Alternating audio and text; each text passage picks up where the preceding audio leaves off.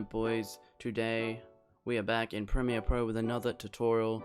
Like, you guys seem to be loving these tutorials, and I'm gonna continue. As long as you guys support them, I'm gonna continue to make more of these montage, more of these tutorials.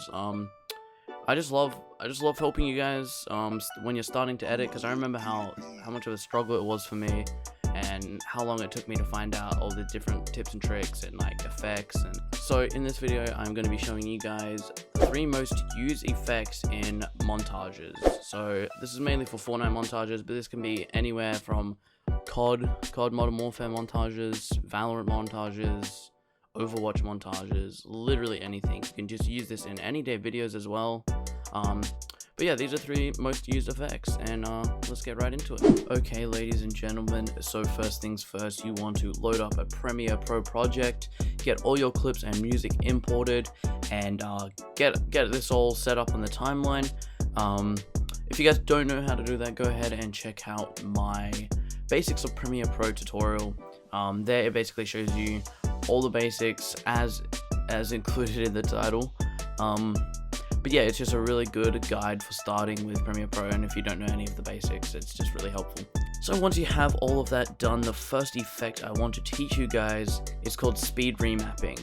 So speed remapping is basically changing the speed of the clips within the clip, so it's a mix of slow motion and fast forward, but it looks really smooth and much smoother than using the rake tool. So to do speed ramping, first go to your clips that you want to add the speed ramping to, and then right click on it, go down to show clip keyframes, and then time remapping and click speed.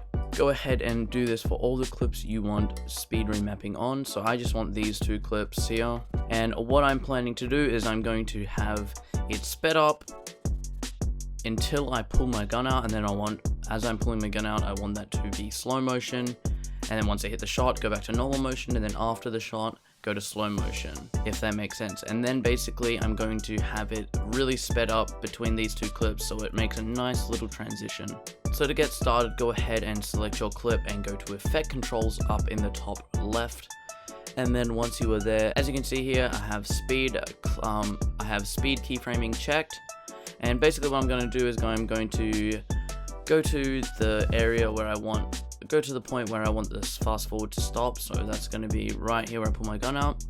Go ahead and click the little diamond. It will turn blue once you make a keyframe. And then I'm going to go forward further and then mark where I want my slow motion to stop, right here. And then after the kill, I want it to go back to slow motion, so I'm going to make another thing here. So between the start and this keyframe, it's going to be fast forwarded. Between these 2 keyframes, it's going to be slow-mo. Between these 2, it's going to be normal speed. And then after this keyframe to the end of the video, it's going to be slow motion, if that makes any sense. Now, to not mix up any of the audio, I'm going to go ahead and right click and unlink the audio from the video. It just makes it a lot easier by editing this. Then what I'm going to do, I'm just going to move these out the way because I will be extending the clip because I'm adding slow motion. So first things first, I want this area to be fast forwarded. So what I'm going to do is cut this clip, get rid of the audio because I don't want the audio fast forwarded and mixing up with that. And basically what I have done to my clip to make it look a bit fatter, yours will probably look a bit like this. But basically all I do is go over here where it says V1 and I just expand that up to make it fatter. And once you expand it, you can see this little line here. And if I move this up and down, it changes the speed or percentage of the clip, how fast the frames move. So either slow being below 100 and fast being above 100. So what I want to do is just make that maybe 750. That's close enough. And I'm just going to move this back in line. That's a bit too fast for me, so I might make that down to 650. See what that looks like. Go back down to 500 because I don't like that speed again. Yeah, that looks nice. And I'm going to make this slow motion, so to do that, I'm just going to cut out the audio where it's going to be slow-mo. Slow that down right to 70. And now as you can see, it's fast speed, and then it's going to be normal here, and then I want this to be slow motion again, so maybe 74. I'm gonna move this up a bit just so it matches with the beat, and that's close enough, and I really like the look of that. Now I'm just gonna cut this clip short by pressing C and using the cut tool, and I'm going to move my clips back in line. Now to get the little speed effect transition thingy, I don't know what it's called, but to get that, all I want to do is I want the speed to start maybe here, and then I want the speed to go through until I pull my gun out. So between here and the end of the clip it's going to be fast, and between the start of the clip and this keyframe it's going to be fast too. So to do that, I'm just going to get rid of the audio, unlink this one too so I can get rid of this audio, and I'm just going to chuck it to the max because I want that as fast as possible, and it should look really smooth. So I'm just going to line that up and move it into and connect the clip so there's no blank frames. And I'll also watch this from the beginning. That's really smooth. I don't want it to be as fast as it is after seeing that, so I might move it down to 800, 700 maybe. And that looks a bit smoother. Now, after making any major changes, it's always good to save by pressing Ctrl S, and that just saves you from all the hassle if your program crashes or anything. You don't have to redo everything. So always get in the habit of saving your project. So that is how you do speed remapping. What I'm going to go ahead and do is just trim the clip so it matches with the beat. So I will show you guys once I have done that. Now we know how to add speed remapping, so you guys can go ahead and add that wherever you want in your clips. The next effect I will be teaching you is a combination of an exposure effect and a shake effect. I have shown you guys an exposure effect before, but I want to throw it in here because it is definitely one of the most used effects I see in literally every montage I watch. And yeah, so here's how to do it. So the first thing you want to do is go ahead down to the description and click on the Google Drive link. It will have 2 preset downloads, one for the shake effect and one for the exposure effect. Now once you have those downloaded, first things first, go up to these 3 lines, go ahead to import presets, and yay, it has worked this time.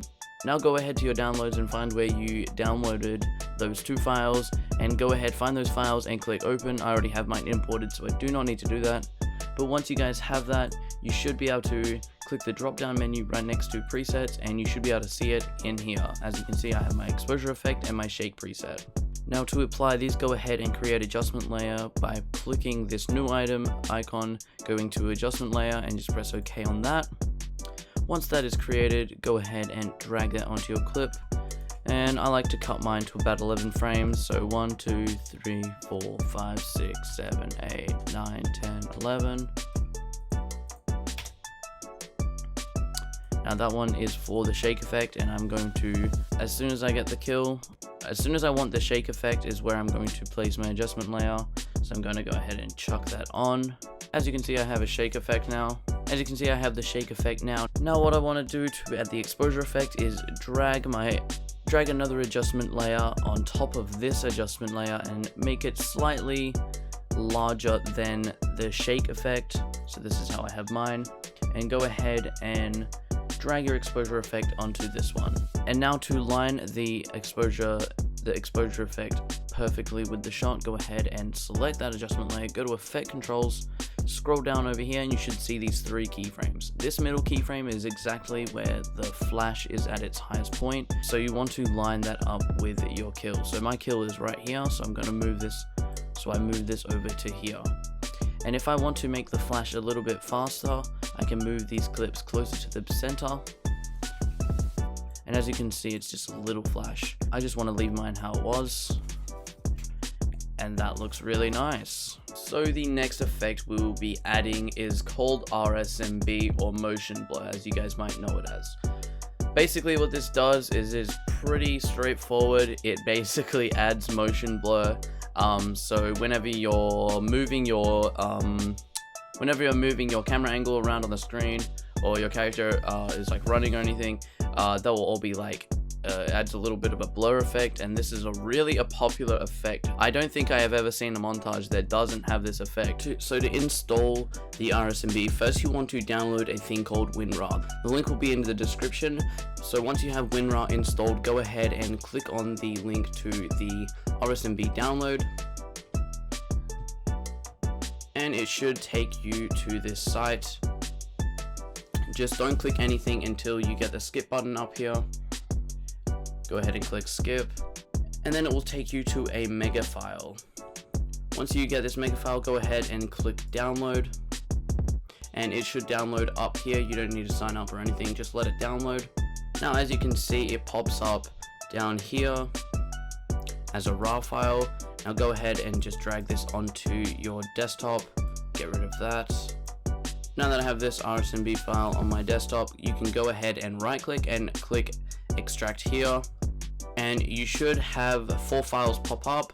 The first one being the RSMB AE file and the code for that. So go ahead and just open this. If this pops up, just click the X and double click and open this application, and it should open the installer. Just go ahead and click next, accept, next, and once this screen pops up, go ahead and go ahead to the text file, copy this username, paste it into where it says username, and same with the password, copy that and copy it into registration code.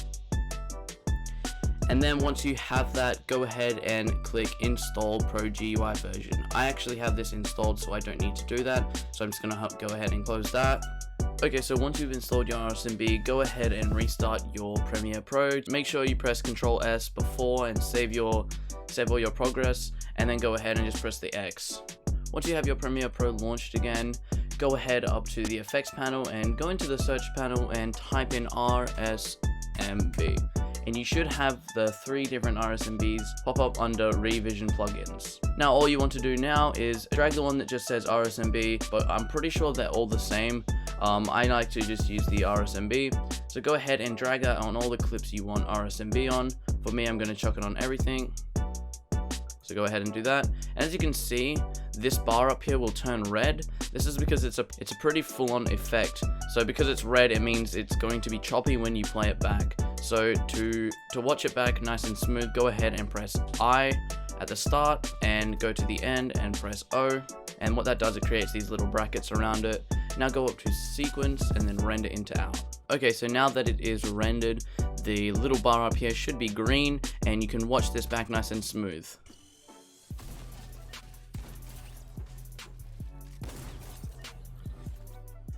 So as you can see, that motion blur is pretty full on, and I just want to tone that down a bit. So if you want to either strengthen your motion blur, which you're pretty crazy if you want to do that, or weaken it, just click on the clip that you want to change the blur amount, and then go to effect controls, and then you should see blur amount right here, and it should say 0.50. I'm going to change mine to half of that, so I'm going to make it 0.25. And then I'm going to do the exact same for all of them. Just click and change it to 0.25. Okay, so now that I've done that, I'm going to have to render it again and see how that looks. Okay, so let's see how this looks.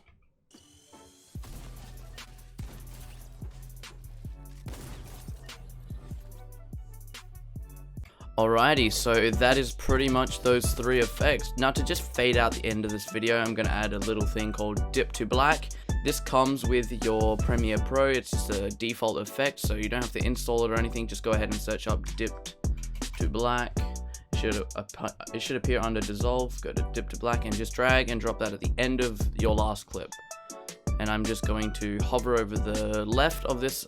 I'm going to hover over just this little thing, and my cursor should change to this little bracket looking thing. I'm just going to click and drag that so it's a bit shorter, and now that fades out nice and smooth. And I'm going to trim the song maybe here, and then I'm going to go back up to effects. This time I'm going to go to audio transitions, crossfade, and then exponential fade. And then I'm going to trim that to line it up with the dip to black. And as you can see, that fades out.